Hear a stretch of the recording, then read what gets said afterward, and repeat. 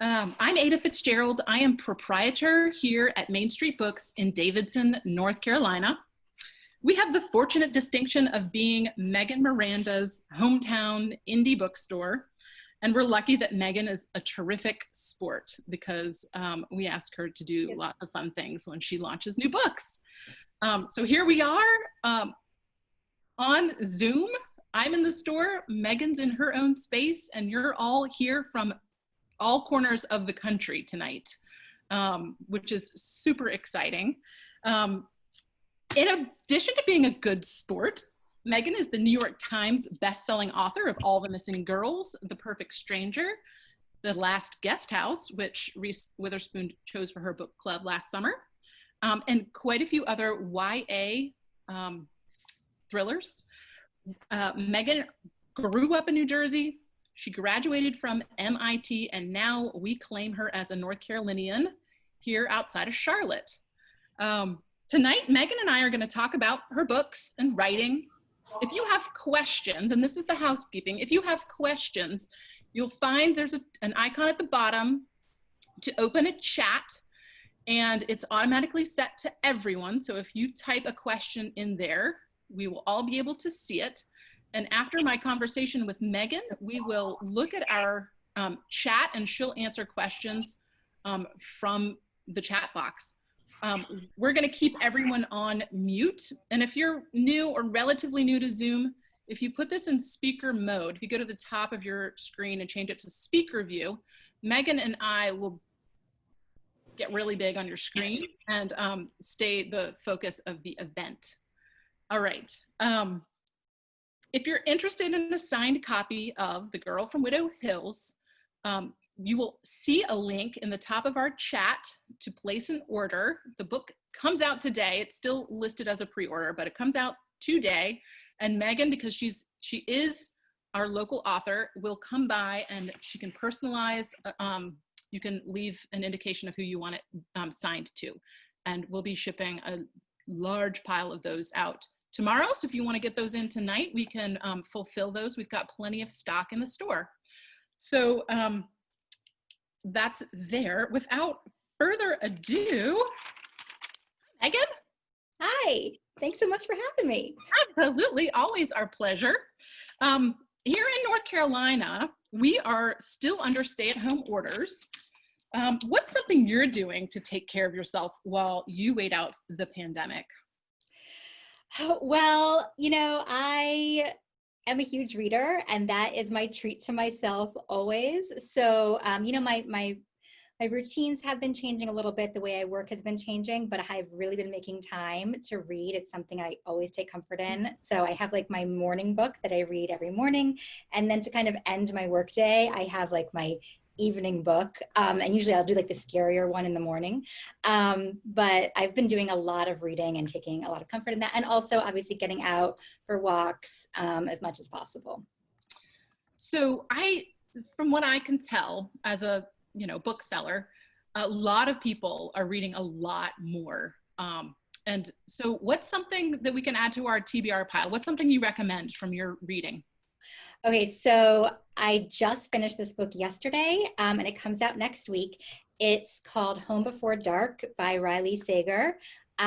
His other books are Final Girls and The Last Time I Lied, and they're really, really great psychological suspense, sort of with a Gothic horror bent, and Home Before Dark was a little bit of a haunted house concept to it, and it's fantastic. That was my daytime read because the first time I read that at night, and it wasn't even that I'd gotten to a very scary part yet, but I definitely had haunted house dreams. There was something in my brain that was like, you're reading a haunted house book, so here come the creepy dreams. And then two other books that have really stuck with me recently, Long Bright River by Liz Moore, and Little Secrets by Jennifer Hillier. And they're both psychological suspense, and I just adored them both. I am so reassured to hear that you read your scarier ones in the morning because I do have issues with psychological thrillers invading my dreams. So in isolation, where we are, many of us are. Do you want me to go get it? Separated from our families. We are separated from our friends. We spend a lot of time, I have spent a lot of time sort of thinking about how I might come out the other side of this. I think a lot of people have spent a lot of time in reflection, thinking about the best parts of themselves that they want to bring through to the other side, which I think really connects to this idea, this theme of reinvention that you explore really closely in The Girl from Widow Hills. Can you talk to us a little bit about what you find compelling about reinvention and how that theme really spoke to you for this book? Yeah, I think this is a theme I've been drawn to in all of my adult suspense. There's this idea that there's something big that's happened in the past, and how that past influences the present. And one of the themes I keep thinking about, or one of the questions, is whether a character can ever become somebody new, whether they can ever escape their past, or whether that past ultimately catches up with you. And I think in The Girl from Widow Hills, I took that in a very literal direction, because the main character was known, her name was Arden Maynor, when she was 6 years old, and she was the center of a huge media story. And she didn't really want to be part of this media story. And when she was old enough, she changed her name, moved away, and started fresh as Olivia. And this book really kind of takes that in a very literal direction. Can she become somebody new? It's something I'm fascinated by, how the past influences the present, whether there are other versions of ourselves still living inside. When I was writing All the Missing Girls, which was my first book for adults, it's set in North Carolina. And the main character moved away to Philadelphia when she was 18, but every time she goes home, she feels herself almost becoming the person she used to be when she was 18. And that's something I could really relate to whenever I'm home in New Jersey, where I haven't been since I was 18. I can almost feel myself becoming who I was at that time, because everyone who's there knows you a certain way. So I'm really interested in those perspectives of, are all those people coexisting inside of you? Can you change? And again, because I write thrillers, I take them in a very sort of creepy direction. Does the past catch up with you? Yeah. Yeah, that adds a whole new spin to my setup there with our quarantine reinventions. Sorry. Okay, so the premise you talked about how when Arden is 6, there's this huge event, and she is both afflicted with sleepwalking, but also experienced this really traumatic event that captivates the nation, causing, inspiring her to change her name and all of that. So can you tell us a little bit about the setup and, where that came from? Yeah, definitely. Sometimes I think ideas can kind of linger with you for several years, and they come from a lot of different places, and then something happens where you're like, oh wait, no, this is the story I want to be writing right now. And this was one of those situations. So the general premise of this story is that when Arden Maynor was 6 years old, she was swept away during a storm while she was sleepwalking, and she was lost in the system of pipes under the town center of Widow Hills. And there was this huge search and rescue operation. It lasted several days, and it became this very public media story, and she became known as the Girl from Widow Hills. And she never really wanted to be part of this story. She didn't remember what happened to her, and she never felt like she had ownership of the story that everyone told about her. And so she moves away for a fresh start. The story actually begins as the 20-year anniversary is approaching, and she starts to feel like she's being watched again. She starts to even sleepwalk, which she hasn't done since she was a child. And then she wakes up one night in her front yard, standing over a dead body, and realizes she's about to become the center of a very different type of story, this time a murder investigation. So that was the general concept of what happened in the past, and also the present mystery. And the idea actually came from a few different places.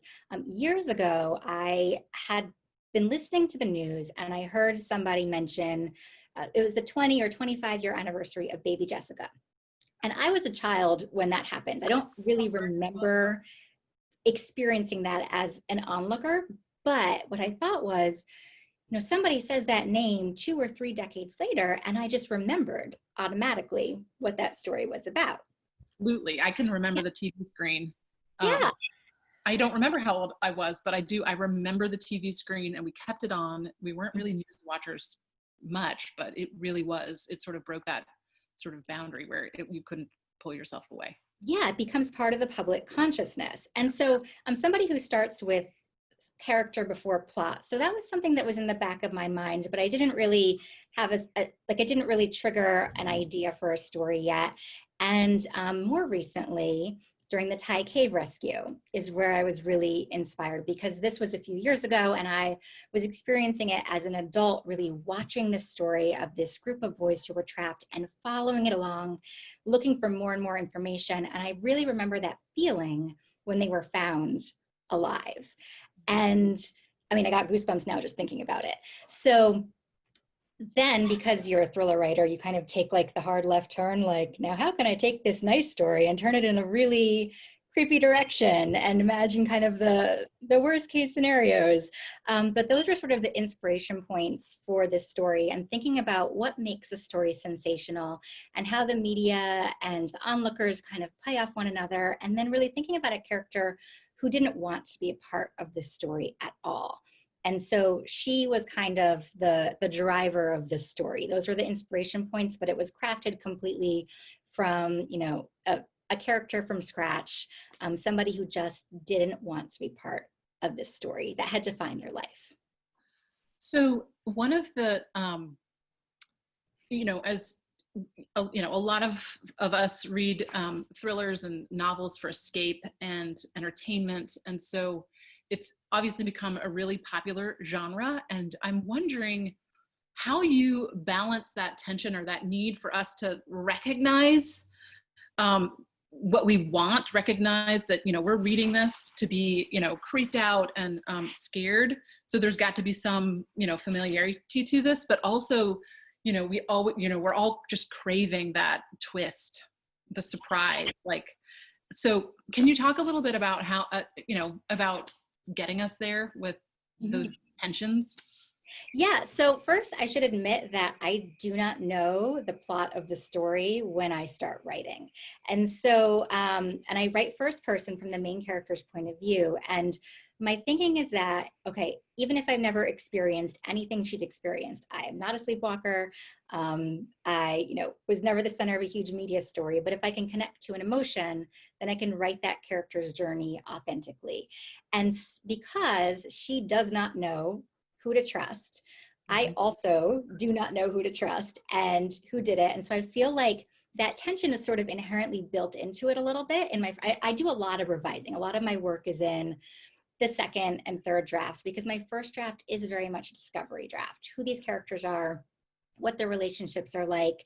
And I really think about the complexities within each of their relationships. And I think tension doesn't always come from the external plot, but from those character dynamics. And then, I think, especially when you think about settings can also increase tension. But I think, for this main character, she lives in a home that's pretty isolated in the woods, but for her, that was safety. She found a lot of beauty and safety in that, until things start to go really wrong. And then everything she sees is sort of filtered through this perspective of fear and worry. And so that tension is kind of the tension kind of happens, I think, from everything being filtered through her perspective, where she's really untrusting of everyone. Yeah, and what I also found interesting, though, too, was that in her distrust and the reasons for her distrust, it was very interesting to see who she began to let in this sort of new life that she's created for herself, and ask why, why? Mm-hmm. I think, she wants to have these very strong relationships, but she has a lot of limitations because she's never really opened up about who she was, and she's trying to keep that part of herself hidden. So because she's not kind of willing to give that to other people, she has a hard time getting it from others. And I think she has had a very hard time forming long-lasting relationships because of that. And part of her journey in this book is, becoming somebody who can coexist, like you were saying, with the person you were before and the person you were after, and that both can exist at the same time. Mm-hmm. Yeah, no, and I actually think that something that resonates for just a lot of, I mean, I guess, you know, for everyone aging and thinking about their lives, past lives, but I feel like that's a really, really resonates, you know, the complexity and nuance of having it, and, you know, and really honestly, pandemic feelings, just like having a lot of, you know, balance of joy and pain and grief all at the same time. Right, that they can coexist. Yeah, that they can coexist, absolutely. Okay. So what I'm also curious about, I know I keep bringing up the pandemic, but you know, We're in it. hard times. One of the, you know, as we all experience this, it's like we're all you know, we're all isolated and apart, but for, you know, some of us, if we're, you know, isolating with family, we're never alone. Also at the same time. And so the dynamics change, and I'm just really curious if you've observed anything or had any sort of compelling hooks that you think would be the framework for a good post-pandemic thriller. You know, of course, I think because you're always thinking about like, what's the really creepy thing that can come out of this? I have had a few ideas that have kind of been lingering in the back of my mind, but right now I feel like we're too close to it and still in the midst of it. And on the other hand, you know, my kids are in middle school, one's going into high school, and it's been this time of, you know, reconnection where I think they might not want to hang out with me every day, and usually would kind of, you know, I wouldn't be as involved as I am. So having family movie nights, it's been a nice, you know, there's been a silver lining to having that extra time together. But yeah, there's definitely some ideas I think about of like groups who have chosen to quarantine together and what happens when they emerge. Yes. Oh, yes. Okay, well, that is all the time I want to take with my personal questions. I don't want to hog your time. I know that we have some questions from our attendees. And so I'm going to open the chat on my end, and we've got some Riley Sager love, a shout out. And then some Long Bright River love. Okay, here's a question. Where in New Jersey did you grow up? That should be a... Yeah, I grew up in Monmouth County, New Jersey. And so I lived there for 18 years. And then I lived in Boston for 6 years.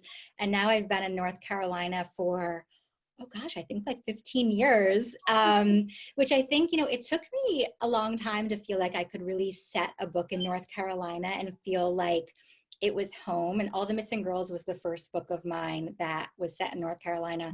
And I think I had lived here for 10 years when I was writing it, but this book is also set in North Carolina. And I think one of the themes I think about too is what makes a place home. Can you have different places that are home, and, you know, kind of your relationship with different places. And All right, so Dawn asks, she says, Megan's twists are awesome. Does that mean, and this goes back to our conversation about your planning, does that mean you start books not knowing who the bad guy is going to be at the end? That is entirely what it means. Yes, I do not know who did it when I start. Sometimes I'll know the backstory. Like some of my books have kind of like, in All the Missing Girls, there was what happened 10 years earlier and what happened in the present. And I did know what happened 10 years earlier, but I did not know what happened in the present. In this book, I did not know when I was starting. I did know pretty soon. Sometimes I get to the halfway point and I'm like, okay, I really need to figure out by now who did it. This one I did figure out pretty soon and could kind of go back to the start and make sure that worked. But I like going in not knowing. I love the puzzle aspect of reading a book, and that's sort of my favorite part of writing too. Is I think of the first half of a book as discovering what your puzzle pieces are, and so it's very much a discovery. What am I working with? Who are my characters? What are the relationships? And the second half of the book is kind of piecing them together, and what does the picture look like? But a lot of my work is in revision because of that.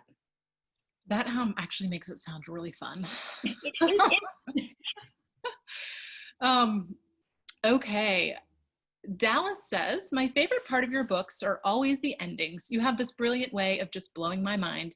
And so many thriller writers struggle with making the twist not predictable. If you don't have it plotted from the beginning, how many endings do you come up with before you settle on the perfect one? That is a very good question. So I wouldn't say, I'll say the thing I begin with is the character arc. So I know where I want the character to end up. And I think sometimes in my books, there's the very end is really a reveal about the main character or where, and so in The Last House Guest, the very end of that book, I knew where I wanted her to be in that kind of epilogue, not to give anything away, but I did not know kind of the steps before that. And so I think about, like, I know that one and I feel pretty solid about that. And the plot does shift. So I'd say in this book in particular, when I began, there were 3 possibilities that were in my mind when I was figuring things out, but I settled very early on the one that is the finished product. Some books take me a long time to get there. So The Last House Guest was the book that took me the longest to write. It took me a year longer than I thought it would, actually. And so you never know going in. Sometimes you find the right structure and the right plot and the right characters in the first version, and sometimes it takes you 5 or 6 versions. And The Girl from Widow Hills, I was very fortunate in that those ideas kind of coalesced in, an earlier draft. Rebecca asks, can you give us a hint about what your next book will be like? I can. I'm not going to say too much about it just because I'm still working on it. And as I've just explained, sometimes things change very dramatically by the time I reach the finished product. It is another psychological suspense, very much in this genre and feel. It's actually set in a neighborhood itself and kind of focuses on the cast is sort of makes up a neighborhood and a crime that has happened in a neighborhood. And I'm not going to say any more than that right now because there's a lot of moving pieces still. All right. Anissa asks, what would you be if you were not a writer? So I have had a few careers before I was a writer. I think I took kind of a roundabout path to becoming a writer. I was somebody who always loved writing growing up. I was a huge reader always, but I also loved science and I went to school for science. And I worked in biotech for several years. And then when I moved to North Carolina, I became a high school science teacher. Before I had kids, and my kids now are 14 and 12, so this was a long time ago. But I think I would, if I was not a writer, I would probably be doing something either in education or science, which are 2 other of the things that I really am passionate about. Shout out to the science teachers turned book ladies. Yes, I love that. Allison asks, when do you know that a book is done? That is actually a very good question, and it depends is my answer because, sometimes I know a book isn't perfect, but it needs kind of an outside opinion at that point. And I have, several critique partners that I've worked with for a long time that are wonderful and can give me their honest feedback. And I also, my agent and my editor, and sometimes we'll get, I'll send it in and we'll discuss it. And sometimes it's, okay, maybe we can work with this draft and figure out how to make this the finished version. And sometimes it's, well, there's something kind of not working in the premise. Let's kind of rethink it. So I hate to say this, but it's sort of a feeling at this point because this is my 11th book. And sometimes when the character and the plot kind of working hand in hand and I have a good feeling about it, I feel like, okay, this is the version that's going to work. Like I said, sometimes it's draft 2 and sometimes it's draft 7. I never know which it's going to be. And you did say that you do have a sense for where you want your character to be. And yeah. So that does help. Like, did they end up where I hoped they would end up? Yeah. Alive, presumably. Yes. Ideally. Meg asks, any advice for those who wish to be published authors? Yeah, I mean, I would say the advice I always give is just to keep writing, because I feel like writing is very much like any activity or any sport. Like the more you do it, the more you grow. And I think it helps you kind of find your own unique voice. And I think just to really embrace what makes you unique. So I think those are also what make you stand out. And also I would say to read widely. So, I mean, I think when I started trying to write for publication, I tried to read books a little differently than when I was just reading. I would think about, okay, what makes me care? What makes me want to keep going? What makes me connect to a character? And to really kind of keep those things in my mind as I was writing, instead of just kind of reading for pleasure, which is what I also do too. But Yeah. yeah. Another Meg follows up with what got you into writing, or have you always loved writing? I have always loved writing. I didn't know anybody who was a writer growing up. And so I didn't really know the path to becoming kind of a published author or a professional writer. And it seemed like such a dream to me. And so I went to school for science, like I said, but I hoped to keep writing on the side. And the truth is I really didn't. I gave it up for about a decade. I think, I said I was busy with school and then my job and then with kids. And it was really when I had young kids of my own, and it's been something I've said I want to do for so long. And I've loved reading and I love literature. And I really thought, it was at that time of my life where I said, why am I not doing this thing that I'm really passionate about?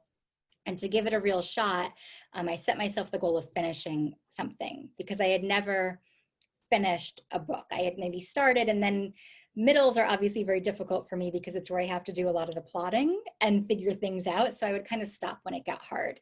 And so I set myself the goal of finishing my first book. My kids were 1 and 3 at the time. I put them to bed at like 6:30, which I could get away with then, no longer. And I would write every night just until I reached the end, which was the huge hurdle for me to realize, okay, I can reach the end. And obviously I had to rewrite that book many times, but getting to that, finishing was kind of the big hurdle for me. Liz asks, could you elaborate on what you said about the discovery process in a first draft? Mm-hmm. Yeah, so I mean, I have a premise. So I knew that the main character in this book had been the center of a huge media story. And I knew that she had this history of sleepwalking, and that was going to kind of come back in the present, but I didn't really know how the investigation was going to go, what the clues were. And really the discovery process for me is just coming to my computer every day and writing and seeing what happens, and just kind of leaving the door open for any possibilities, and think to myself, okay, no one's going to see this except me. So it doesn't matter if I do something completely outlandish. Sometimes that's what really opens up ideas. And once I get to know the characters and their relationships, that's when I can step back and think, okay, these are the events that would make sense. But the discovery is really where most of the plot is uncovered. Cassandra asks the question that us book world people dread, but are happy to attempt answering. What is your favorite book? Oh, it's such a hard question. Because I love the child. I know, but I'm gonna go with my favorite series, because Okay. then I can and capture 5 of my favorite books. So I'll say it's the Dublin Murder Squad series by Tana French. The first one is In the Woods. The second is The Likeness. And there's Faithful Place. And I'm forgetting Broken Harbor. And I'm forgetting one of them I know. Yeah, I forgot. But I love her books because they're character-driven suspense, and every book follows a different detective on this Dublin murder squad. And it feels like every case in the book is just tailor-made for this character, that they kind of have to come face to face with themselves as they are investigating. And they're the books that I will bribe myself with. So I'll be like, I can't read this book until I finish my first draft, and I save it for myself, saying, okay, I'm gonna just read a little bit each day, but of course I devour it in 2 days. Yeah, I saw that there's a new Tana French coming out this fall. I saw that too. How long does it usually, from Amber, how long does it usually take for you to finish writing a book? Okay, so it varies. I would say The average, I try to get publish about a book a year. So that's the schedule I'm on right now. So my first draft, I'd say on average, the draft where I feel like it's ready to turn into my editor or have other readers is about 9 months. Last House Guest took an extra year than that. This one was actually a little bit faster. So it really depends, but that's kind of my average is about 9 months. Amy asks, have you ever spoken to students at a middle school before? I have. Yes, I have. And because my kids are in middle school now, I've also had the opportunity to speak with their classes. But yes. All right. Do you use, Patty asks, do you use visual elements like pictures of characters or setting? I don't use pictures of characters. They're kind of very distinct in my head, how I see them. So I don't really use inspiration for that.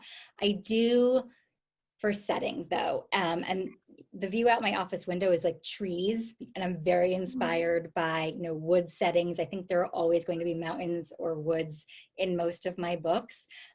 So I will kind of have those pulled up to look at when I'm writing certain types of scenes. Yes. Yeah, I find that very helpful. And usually I try to go to where the book is set at some point during the research process as well, and sort of immersing myself in that setting really helps capture that feel. Yeah. Susan asks, what type of research do you do for your books? So it depends on the book. In this book, because it had to do with sleepwalking, I did do a lot of research into sleepwalking and also various parasomnias. And one of the things I found really interesting is, I was reading a lot of firsthand accounts. And when I first told my publisher about this idea, I think I was up in New York and I was just talking to a group there about what I was thinking. And I realized that everybody seemed to have a sleepwalking story. They either had an experience sleepwalking or a child who sleepwalked or knew somebody who did, or maybe not sleepwalking, but a sleep incident. And I realized there was something kind of universal about that fear of, what happens when our consciousness is away. And so I started to just, read a lot of firsthand accounts there. And then other types of research I have done. I usually, in this case, I consult with law enforcement to make sure I understand the steps of how an investigation would go, even if the main character is not a police officer and it's not really heavy on the investigation element. I still want to make sure that, what would they be looking for and what would they do if they knew this about her? So I talk to various experts along the way too. Patty asks, how many rejections did your first book get before getting an agent? Okay, so my first book was soundly rejected. So that's the one I wrote at night, when my kids were asleep. And I will say that first book I finished and I did what I thought was editing at the time, which was like, I'll change a few words around and cut that sentence, but I didn't do any major work. And I figured, the worst somebody could say was no, and no, they said. But I can't remember exactly how many. I'd sent it out to the first batch. I didn't send it to everyone right away. And I quickly realized the book needed work. And at that point I had one agent who gave me really great feedback and was really interested in seeing it again if I wrote it from scratch. I had to write it twice more from scratch. But she did end up becoming my agent. So I feel very fortunate that, she was able to see something in that first version to think, okay, if I like your premise and I like your writing, but I didn't have a working plot in that first version. Details. I know, plot would be cool. Dawn asks, any plans to do another reverse story like All the Missing Girls? Oh, I don't think so. All the Missing Girls was a book I'd been working on for a long time. So this book took me a lot longer than 9 months. And if you haven't read that one, it's primarily told in reverse. It begins on day 15 and ends on day 1. And the concept itself was tied very tightly to the theme of needing to go back into the past for answers.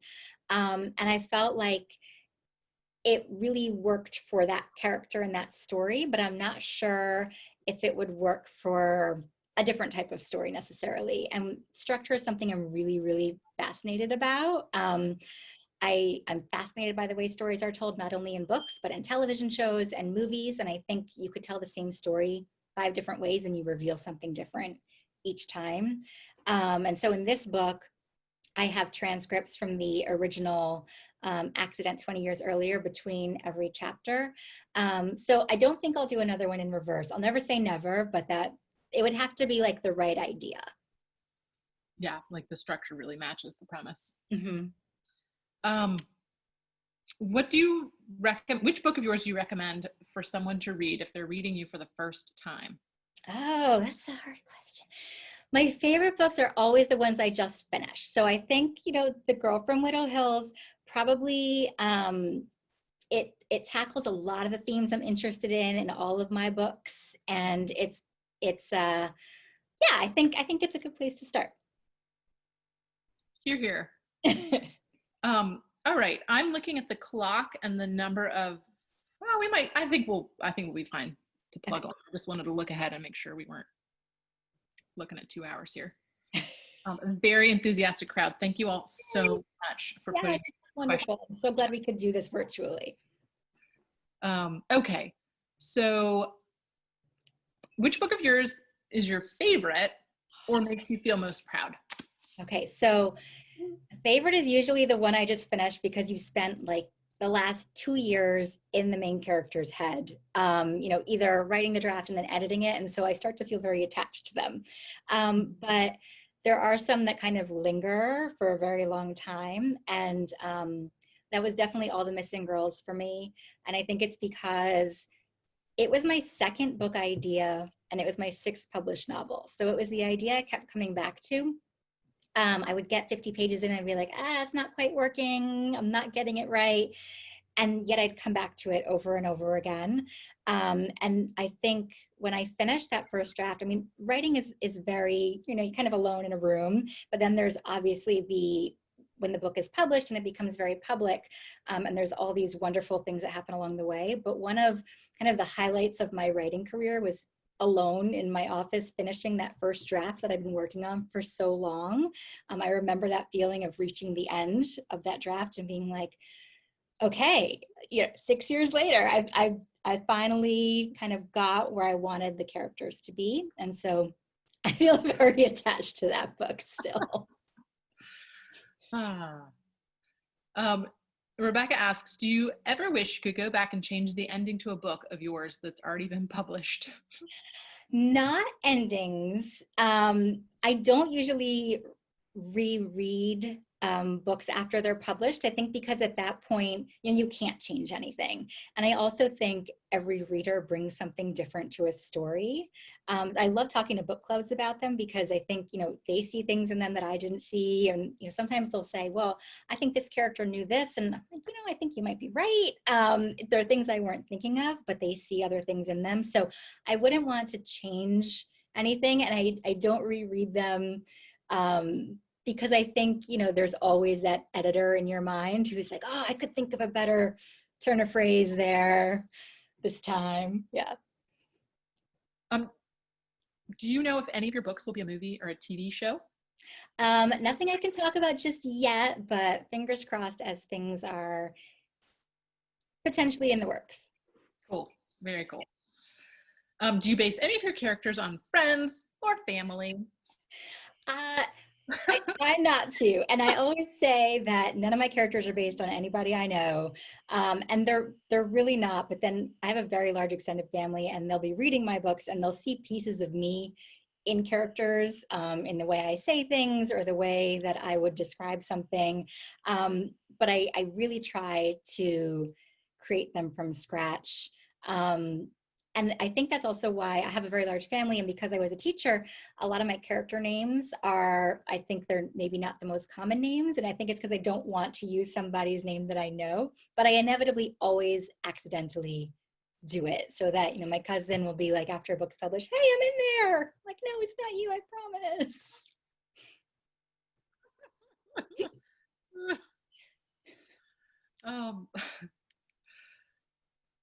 All right. Joe asks, I think this was the follow-up to when we were talking about your research. How do you research your facts to make it realistic? You talked about visiting places for setting. You talked about talking to the law enforcement to get those sorts of things really accurate. I think we'll look at Elizabeth's question. How much time, if any, do you need for research? I guess this is all coming from that conversation we were having about research. No, it's a great question. I think for me, I do it mostly concurrently. I don't necessarily do a lot of research up front because I'm trying to figure out what the story is and what pieces I'll need. So I will leave space for accuracy and just try to kind of figure out, and then sometimes things have to change when I figure things out. But once I knew I had to research sleepwalking, then I would do that. And then once I realized, okay, I need to figure out the law enforcement, I would stop and talk to somebody there. So it kind of happens along the way. When do I need to talk to a lawyer to make sure I'm getting things accurate? I talk to doctors in this one as well. So it happens kind of through the process. Yeah. Patty asks, what made you choose writing thrillers and suspense novels? I love thrillers and suspense. I've always loved thrillers and suspense. I grew up reading them. My mom was a huge thriller reader, and I'm a huge mystery fan. So I started with Nancy Drew. I think I was like gravitated toward Edgar Allan Poe. And I was like a kid who was really afraid of everything, but I was gravitated always toward these scarier books. And I think it was because I thought a lot about this because why was I drawn to these stories? And I think it's because as the reader, you kind of take the journey through and you make it through the other side. And like I said, the puzzle was always my favorite. And so crafting that puzzle is really exciting. I think there's something really revealing about suspense and thrillers on a character level because you don't have the luxury of time. Everyone has to make a split-second decision. And so it's very revealing. You know, you can't sit around and say, well, this is what I would have done, or weigh the decisions. It's just in the heat of the moment, what do you do? And I think that's really interesting. Okay, some love for the last house guest. Thank you. Let's see. One question from Christina. You talked about how you try not to base your characters on real life. She asks if you do, but she follows up with, do you have a character development process? I don't have like an official process. I mean, I really think a lot of that comes from just writing and figuring out who the character is. But one of the questions I always ask myself is, what does the character fear? And what do they, and I think that the plot kind of develops with the character, almost like in opposition to one another. Once I know that, like what's at the core of them. It's not necessarily the external thing they fear, but what, you know, in this case, it's she's afraid of being discovered, who she used to be, and how people will see her, and whether they authentically like her or are just drawn to the story of her. Mary says, I actually used to live in Charlotte and my husband went to Davidson College. Curious how you ended up there. Loved your last book. Thank you. You know, it was one of those now I feel like this is home, but the process that brought us here was just kind of like out of the blue. I mean, my husband and I were living in Boston, and we were thinking about where we wanted to move, and I had a lot of family in New Jersey, and we had looked at that area, and he was interested in living in Florida. And it's almost like we split the difference when we ended up here. But, you know, his job had a headquarters here, and we came to it, and we just fell in love with the area. We drove around Lake Norman and loved it, and we just up and moved here. We get a lot of newcomers into the bookstore, and so we get a lot of stories about how people got here, and that is not terribly unusual. Yeah. How do you come up with your book titles? Okay. That's a good question, because usually I'm terrible at coming up with book titles, and my original title is not the finished title on the book. This was a very rare case where the original title, The Girl from Widow Hills, lasted the whole time, which it was shocking for me too. And for me, because the main character was known as the Girl from Widow Hills, that's it was set very early from the start. That's kind of how she's known in the media, and that's kind of, she's going to become back into the limelight. All the Missing Girls, when I wrote the book, I called it Disappear because the theme was about various ways people could disappear. They could walk into the woods and not come out. The older versions of ourselves could disappear. And then that was not terribly original. And we went through a very long process of figuring out what the right title was for that book. The Last House Guest and The Perfect Stranger were also a process where we would kind of, sometimes I go through the book and I pull lines or I pull themes, but I think that for the most part, what I found with my adult books is that the title is really defining of the main character. Yeah, that makes perfect sense. Yeah. Ultimately, when it comes down to it. Yeah. Elizabeth asks, how do you come up with your book ideas? It's different for every book. And sometimes it doesn't start with as big an idea as The Girl from Widow Hills, which to me felt like I had a solid concept because of the backstory. Sometimes it starts with characters. The Last House Guest, which was set in a vacation town in Maine, was actually inspired by the idea for setting a story in a vacation town full of people who live there year round and people who only visit in the summer, and then to focus on this friendship that crosses the divide. And then to obviously add this mystery thriller element on top of it. So it really depends. Sometimes it's setting, sometimes it's character, sometimes it's relationships, and sometimes it's like a huge media story. Wendy asks, how do you decide if a book is going to be YA or adult? That's actually a really good question because I don't always know at the start, because I don't set out to write them any differently. The way I think about it is the main character and what story is suited best for what type of character. And for me, one of the hallmarks is in YA is a character experiencing something for the first time and kind of trying to put the events that are happening into context and figuring out who they are, where in an adult story, that same type of story would be filtered through maybe 10 or 20 years of lived experience. And so you're putting it in context there. And so for All the Missing Girls, that was my first book for adults. And what made me realize that it was a book for adults was that I realized that this story needed an element of hindsight to it. And that's when I was like, oh, I'm writing about, characters 10 years after this event in their teenage years, but a mystery they still need to solve. So sometimes it's clear from the start. And one of my books, The Safest Lies, which is a YA, I wasn't sure at first. I felt like it could go either way, whether it was the mother's story who had been kind of homebound for 18 years or her daughter. And it ended up being her daughter's story who was raised in this environment of fear. I love that. I hadn't really thought about that first experience element of YA. I love that. Okay, this is a question written in privately, so I'll keep the reader's name anonymous. Is there a reason why you don't write explicit sex scenes?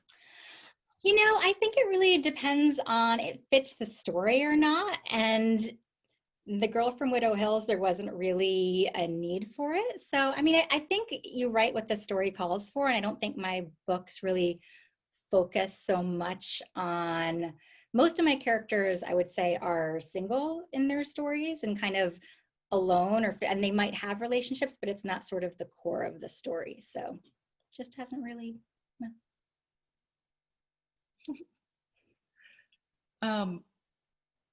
From Allison, what drink goes best with your books? Well, I'm having rosé right now, so that's what I'm going to say is the drink that goes best with my books. What is your writing schedule? So when my kids were in school and we weren't all home, I had very structured writing time from 9 a.m. to 3 p.m. They would go to school and I would come up to my office, and it really helps me to have like a designated place for writing and doing work. And then I would stop every day when kind of the bus was coming back. I found that my schedule has adjusted a little bit since we've all been home together, where I maybe work in smaller chunks of time, spaced out more throughout the day. But I am a creature of habit. I find it very helpful for me to have the same routines, so that when I get to the computer, I'm kind of ready to write. Kirsten asks, what type of music, if any, do you listen to while writing? So I listen to music usually before I'm writing, and I'll do that, and it varies. I do that based on the scenes that I'm going to be writing. It's kind of like my pre-writing routine. It'll get me into the headspace of the character, or the scene I'm going to be writing. And I'll say there's one song that I correlate to All the Missing Girls all the time, because I think I must have been listening to it for so long on repeat while I was writing this book, and that was Imagine Dragons, Demons. And like, it got to the point where like my youngest would be singing it at breakfast, and I'm like, maybe I'm listening to that a little too much. Yeah. That's great. I love that tone set, like tone setting for the work. Creating a soundtrack to match. Patty asks, does your husband or does your family read your books? They do. My kids have read my YA books, and my family, my first reader actually is my mom, because we share books all the time. She's a huge thriller reader, so she's always kind of my first reader. Yeah, but they all read my books.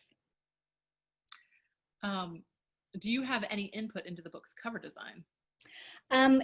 I do, but I'm really terrible at picturing things. So I usually the design department does an amazing job. And I think they really just, in every one of the books, they really just capture the tone and the feel of the story. So for the most part, I just, wait till the email pops up and look at it and say, yes, I love it. But yeah, they do a fantastic job. Yeah. These are just, they're so pretty, and they look so beautiful together. Yeah, I really lucked out. I love them. They're great. Okay. Is it more difficult? We've got about 4 questions left. Is it more difficult choosing the title or the book idea? It should be the book idea, but sometimes the title decision lasts longer than the entire book idea, because it feels like it's so, you want it to capture the essence of the story. You want it to really stand out as well. So, but I'd say in general, the idea, I don't know, actually. I'd say the idea, or making sure all the elements of the idea are coming together, is the more difficult part. And also I have a lot of help in the title brainstorming department. Yeah. So this question, I think you may have answered, but do you know the end as you start, or does it come as you write, or at the end? It comes as I write, usually before the end, hopefully before the end. Yeah. Whether it's in like the first 25% or like at 50% it depends. Do you plan to write more YA? I do hope so. It really depends on the idea. Right now, the books that I am working on and have under contract are my adult suspense. And those are where the future ideas that I have are kind of suited to. So we will see. Jenny asks, do you get to pick the person that reads your audiobooks? Oh, so what's great is the narrator for this book, Rebecca Ross, has narrated all of my adult books. And I think she does an amazing job. And I love having that she's been able to do each one of them. So yeah, right now she is the one who has been reading all of my adult books. With the voice of Megan Miranda. Yeah.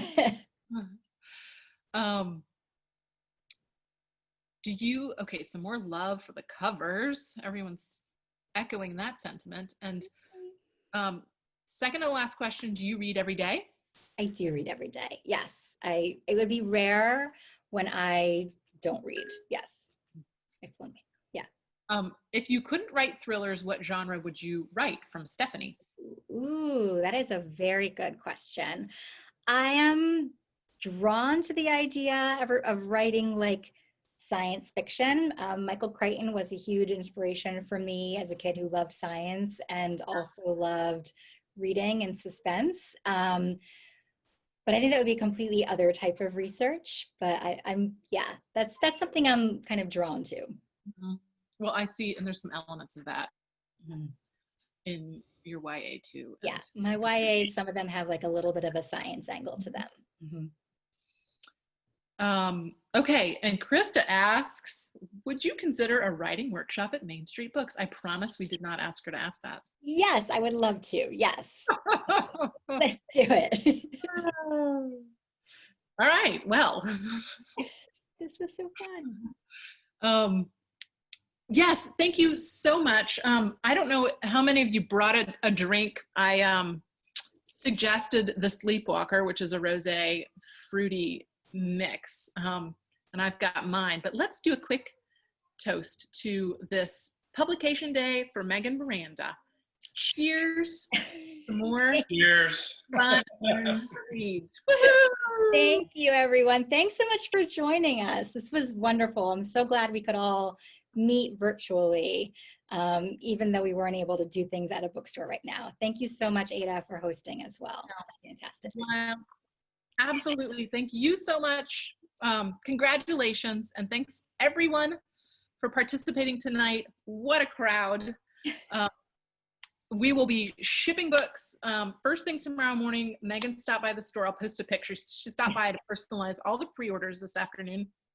We can get a few more in there and ship tomorrow. We can ship later in the week. If you are jonesing to get your hands on a copy, we've got some. So the link to purchase is, I'll add it right back in here in just a second, but thank you all so much. It's at the top of our chat. I see that that's a... Adah, I have a quick question, please. If we want to order some of the other books other than this one, will that be something that could be signed as well? Yes, she can sign copies of her other books as well. And we've got some stacks of all three of the other books, All the Missing Girls, Perfect Stranger, and The Last House Guest. Thank you. For asking. All right. Thanks so much.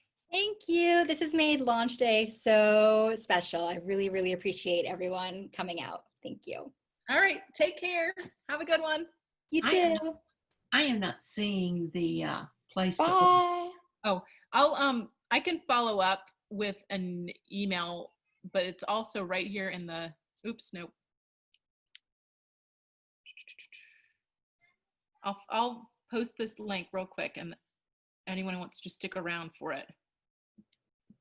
Here we go. Let me try. There we go. There we go. All right. Thanks, everyone. Okay, thank you. You're welcome.